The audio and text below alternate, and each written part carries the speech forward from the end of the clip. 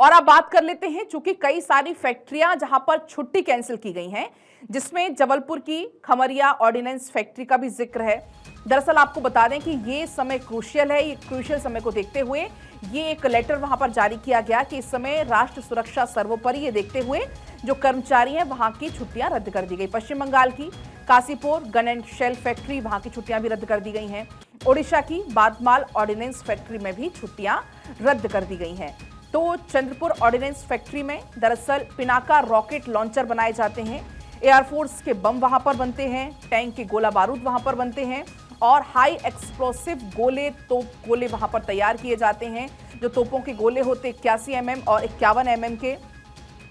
Motor shell, multi mode grenade भी वहां पर बनाए जाते हैं, जिसमें आपको बताएं कि 9 mm तक की गोलियां भी वहां पर बनाई जाती हैं। तो इस समय राष्ट्र को जरूरत है चूंकि कर्मचारियों की, और ये देखते हुए वहां पर छुट्टियां कैंसिल कर दी गई हैं। 2 या 2 दिन से ज्यादा की जिनकी छुट्टियां थी उनको तत्काल नौकरी पर वापस लौटने को कह दिया गया है। अगर हम बात करते हैं दोनों ही देशों की ताकत में, सैनिक कितने एक्टिव हैं या कितनी सैन्य क्षमता है दोनों देशों में, वो आप जान लीजिए। दरअसल अगर हम बात करें भारत की, तो भारत के पास 14,55,000 एक्टिव सैनिक हैं और पाकिस्तान के पास हैं 5,50,000 रिजर्व सैनिक। भारत के पास पहला मिलिट्री है 25,27,000 की और पाकिस्तान के पास महज ये जो पैरा मिलिट्री है वो है 25 लाख की। एक्टिव सैनिक का चूंकि जिक्र यहां पर हम कर रहे हैं, अगर हम बात करें पाकिस्तान की, तो पाकिस्तान के पास एक्टिव सैनिक हैं 6,54,000। जो रिजर्व सैनिक हैं वो है 5,50,000।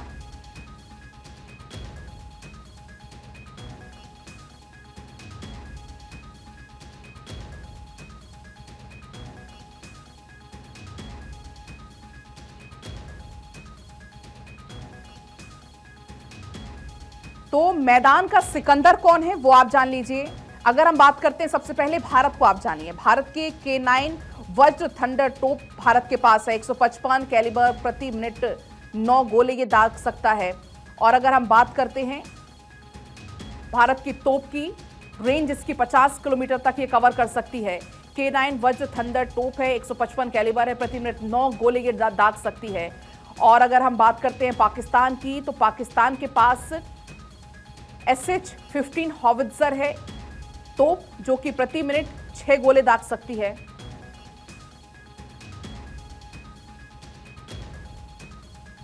तो दोनों ही देश में किसके पास कितनी ताकत है उसकी जानकारी आप तक हम पहुंचा रहे हैं। अगर हम बात करें रणभूमि का भीष्म कौन है, क्योंकि दुनिया के सबसे घातक टैंकों में शुमार है 155 mm का स्मूथ बोर गन। कई तरह के गोले दागने में ये सक्षम है। एडवांस सुरक्षा कवच से लैस है। एक्सप्लोसिव रिएक्टिव आर्मर इसमें लगा हुआ है। दुश्मन के हमलों से टैंक सेफ रहता है। थर्मल साइटिंग सिस्टम दिन रात लक्ष्यों का पता लगा लेता है। भारत के पास ऐसे 1300 टैंक है। तो आप समझिए भारत के आगे इसलिए हम कह रहे हैं कि कोई भी टिकने वाला नहीं है।